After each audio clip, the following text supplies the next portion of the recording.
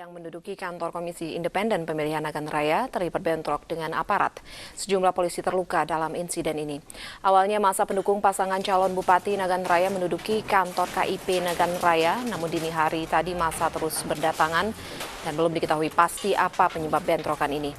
Sejumlah saksi mata menyebutkan masa melempar kantor KIP dengan batu sehingga sejumlah kaca di kantor tersebut pecah.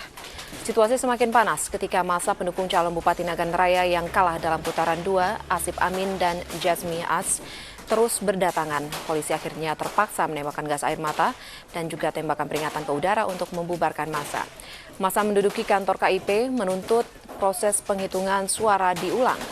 Data sementara hasil pilkada Bupati Nagan Raya putaran kedua, pasangan Zulkarnain Jamil Idham unggul dengan 43.000 suara atau 51,19%, sedangkan pasangan Asip Amin Jasmi Has memperoleh 41.000 suara atau 48,8% suara.